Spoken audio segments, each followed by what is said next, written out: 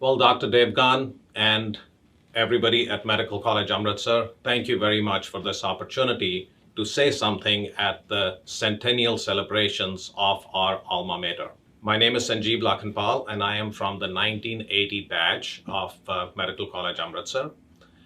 Recently, I had a conversation with Dr. Anand Tiwari, who mentioned, hey, can you say something about what Medical College Amritsar means to you?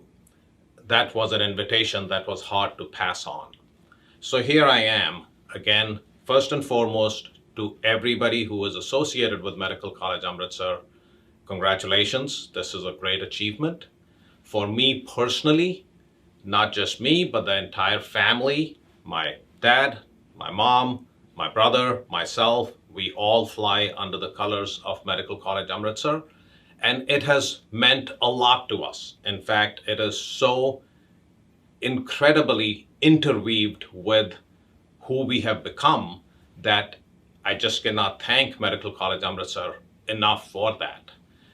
I finished my graduation there in 1984, finished my internship in 85, then went on to PGI Chandigarh to do my post-graduation in surgery, subsequently moved to the US, graduated in cardiovascular surgery from the University of Minnesota, and have practiced here in the greater Washington, D.C. area for almost 30 years now, 25, 30 years. It's been a long time.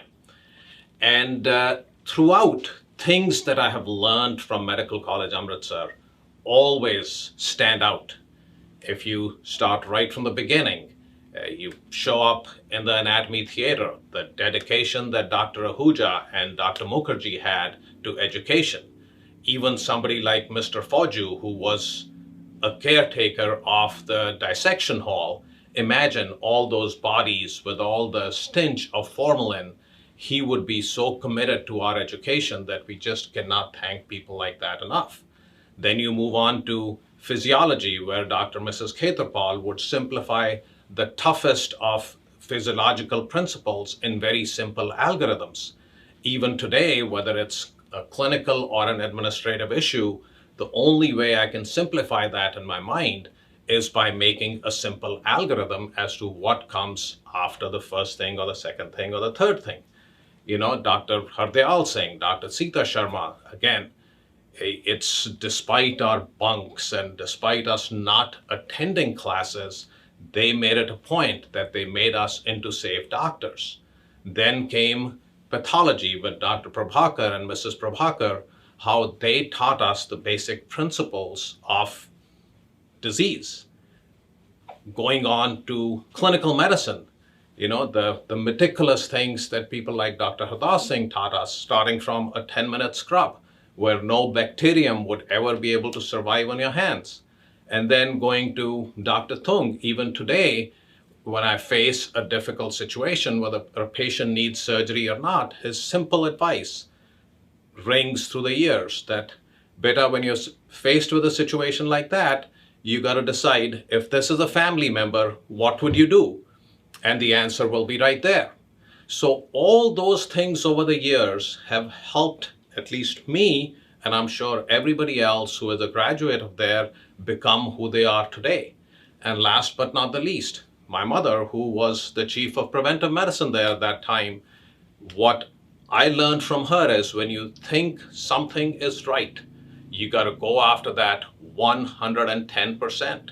In those days, preventive medicine was in its infancy, but it is because of people like her that smallpox and polio could be eradicated from India.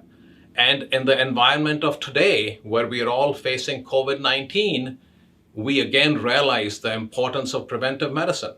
We would be going in the middle of the night to save the vaccines because electricity would go out, which was very common in those days. It still is. And we'd be making sure that there is enough ice to save the vaccines.